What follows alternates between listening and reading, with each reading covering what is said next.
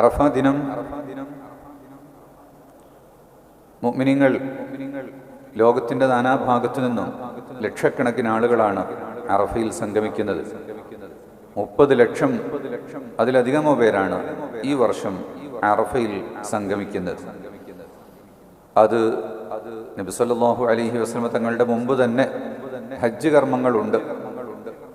അപ്പോൾ അന്നു മുതലേ ഈ ഹജ്ജിൻ്റെ പല രീതിയിലുള്ള കർമ്മങ്ങൾ നടന്നു വരികയും ഈ സ്ഥലങ്ങളിലെല്ലാം ആളുകൾ സംഗമിക്കുകയും ചെയ്യുന്നുണ്ട്. അറഫാ ദിനത്തിന് വലിയ പ്രാധാന്യമുണ്ട്.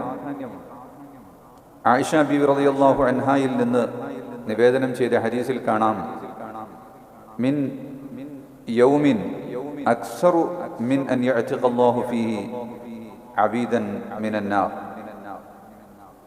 മിൻ യൗമി അറഫ. അറഫാ ദിനത്തെക്കാൾ അല്ലാഹു തആല നരകത്തിൽ നിന്ന് ആളുകളെ മോചിപ്പിക്കുന്ന വേറെ ഒരു ദിവസം ഇല്ല. വഅന്നഹു ലയദ്നു സുമ്മ യുബാഹി ബിഹിമുൽ മലായിക ഫയഖൂൽ മാ അറാദ ഹഉലാഇ ഇശ്ഹദു മലായികതി അന്നി ഖദ് ഗഫർതു ലഹും. അല്ലാഹു സുബ്ഹാനഹു തആലയുടെ കാരുണ്യം ജനങ്ങളോട് കൂടുതൽ ഇറങ്ങി വരുന്നൊരു സമയമാണ്.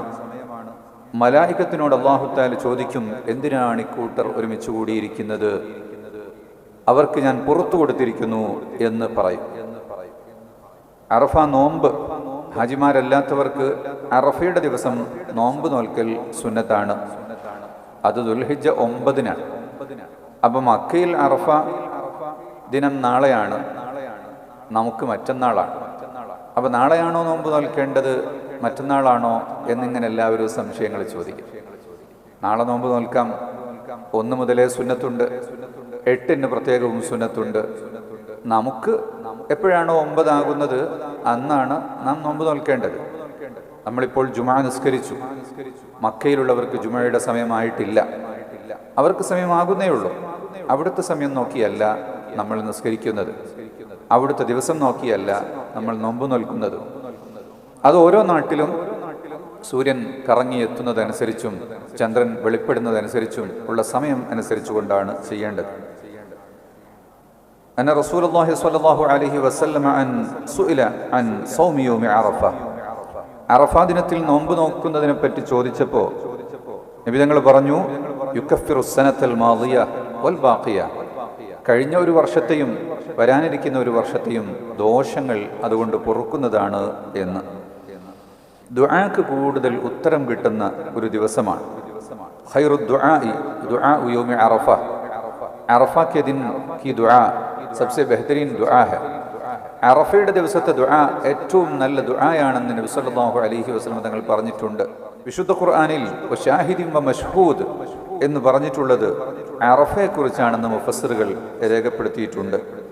ഹദീസിൽ പറയുന്നത് ഇങ്ങനെയാണ്, റസൂലുള്ളാഹി സ്വല്ലല്ലാഹു അലൈഹി വസല്ലം തങ്ങൾ പറഞ്ഞു, അൽ യൗമുൽ മൗഊദു യൗമുൽ ഖിയാമ വൽ യൗമുൽ മശ്ഹൂദു യൗമു അറഫ. യൗമുൽ മൗഊദ് എന്ന് പറയുന്നത് ഖിയാമത്തിന്റെ ദിവസമാണ്, മശ്ഹൂദ് എന്ന് പറയുന്നത് അറഫയുടെ ദിവസമാണ്. നബിതങ്ങളുടെ ആദ്യത്തെയും അവസാനത്തെയും ഹജ്ജ്, ഹിജ്റയ്ക്ക് ശേഷമുള്ള ആദ്യത്തെയും അവസാനത്തെയും ഹജ്ജാണ് നബിതങ്ങളുടെ ഹജ്ജ്. അത് വഫാത്തിന്റെ തൊട്ട് മുമ്പത്തെ വർഷം നടന്ന ഹജ്ജാണ്. അതുകൊണ്ട് ഹജ്ജത്തുൽ വദാ എന്നാണ് ആ ഹജ്ജിനെ പറയുന്നത്. വിടയുടെ ഹജ്ജ് എന്നാണ് മലയാളത്തിൽ പറയുക. 1.25 ലക്ഷം ആളുകളാണ് അന്ന് അവിടെ ഒരുമിച്ച് കൂടിയത്. അക്കാലഘട്ടത്തിലെ ജനസംഖ്യയുടെ തോതനുസരിച്ച് 1.25 ലക്ഷം എന്ന് പറയുന്നത് വലിയ ഒരു സംഖ്യയാണ്. ഉർന താഴ്വരയിൽ വെച്ച് ഖസ്വ എന്ന് പറയുന്ന കുതിരയുടെ മുകളിൽ ഇരുന്നു കൊണ്ടാണ് നബി സല്ലല്ലാഹു അലൈഹി വസല്ലം തങ്ങൾ ആ അറഫയിലെ ജനങ്ങളെ അഭിസംബോധന ചെയ്തത്. ലോകപ്രശസ്തമായ ഒരു പ്രഭാഷണമാണത്. ഏറ്റവും വലിയ മനുഷ്യാവകാശ പ്രഖ്യാപനമായിരുന്നു ആ അറഫയിലെ നബിതങ്ങളുടെ പ്രഭാഷണം എന്ന് പറയുന്നത്. ഇന്ന ദിമാഅക്കും വ അംബാലക്കും ഹറാമുൻ അലൈക്കും കഹുർമതി യൗമിക്കും ഹാദാ ഫി ശഹരിക്കും ഹാദാ ഫി ബലദിക്കും ഹാദാ. ഇന്നത്തെ ദിവസം എത്ര പവിത്രമാണ്! ഈ ദിവസം, ഈ മാസം എത്ര പവിത്രമാണ്! ഈ മക്ക എന്ന് പറയുന്ന ദേശം എത്ര പവിത്രമാണ്! ഈ ദേശത്തിൻ്റെയും മാസത്തിൻ്റെയും ദിനത്തിൻ്റെയും പവിത്രത പോലെ നിങ്ങളുടെ രക്തത്തിനും നിങ്ങളുടെ സമ്പത്തിനും അഭിമാനത്തിനും പവിത്രതയുണ്ട് എന്ന് പ്രഖ്യാപിച്ച ഒരു ദിവസം. ആ പ്രഖ്യാപനമാണ് ലോകത്ത് ഇന്നും നമ്മുടെ മുന്നിൽ വലിയ ഒരു സന്ദേശമായി നിലകൊള്ളുന്നത്.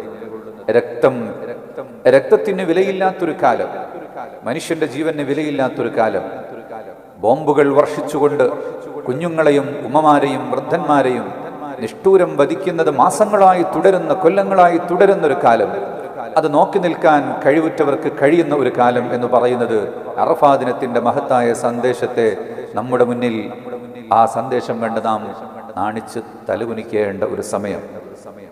അഭിമാനത്തിനും രക്തത്തിനും സമ്പത്തിനും മഹത്തായ പവിത്രതയുണ്ട് എന്ന ഒരു സന്ദേശമാണ് അറഫായിൽ നബി സല്ലല്ലാഹു അലൈഹി വസല്ലം തങ്ങൾ നമ്മോട് പറഞ്ഞിട്ടുള്ളത്.